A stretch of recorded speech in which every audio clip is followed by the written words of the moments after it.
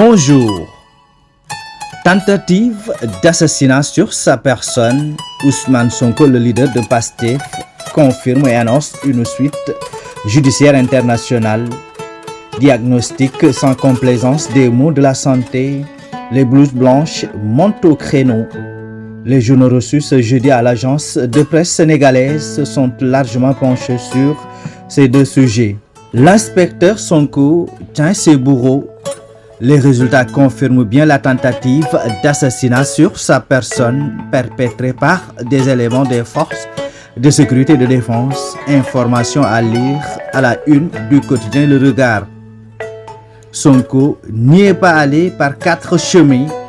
Il accuse les forces de défense et de sécurité de tentative d'assassinat sur sa personne lors des événements du 16 mars 2023, au cours desquels un liquide lui a été aspergé.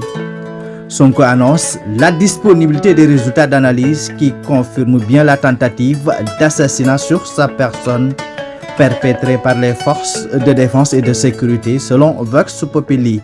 Le journal ne s'est pas contenté de la déclaration du leader de PASTEF, il a fait réagir le porte-parole du gouvernement. Abdou Karim Fofana juge les propos de Sonko de très graves. Selon lui, Sonko viole encore une fois le respect dû à nos forces de défense et de sécurité en les accusant sans en apporter les preuves. Avec ces accusations contre les FDS, Sonko teste la justice, titre Le Quotidien. Le journal en veut pour preuve que ce sont pour les mêmes accusations qu'El Malick Ndiaye, le secrétaire national à la communication de PASTEF, a été inculpé. La Tribune se veut plus affirmative. Pour le quotidien du groupe des médias, Sonko évente la tentative d'assassinat. Cependant, le journal, un peu dubitatif, note que le leader de PASTEF n'a pas dévoilé le nom du laboratoire. Et d'ailleurs, il est très attendu par l'opinion pour la divulgation des résultats en question. La santé, un grand corps malade, c'est le diagnostic sans complaisance des acteurs du système. Entre exercice de la médecine, diagnostic précipité, médecins qui préfèrent le privé, les leçons de vie du professeur Serigne Abdouba à lire dans l'As quotidien. L'info est allée plus loin. Dans ce diagnostic des médecins, le journal donne la parole aux praticiens. Pour le professeur Habib Sy, il faut faire la différence entre la faute et l'erreur médicale.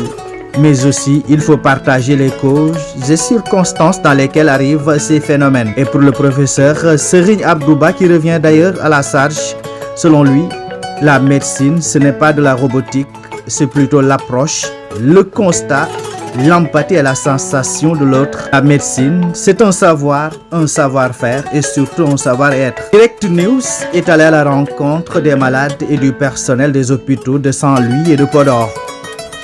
Ironie du sort, les patients sont sevrés de scanners dans ces deux hôpitaux.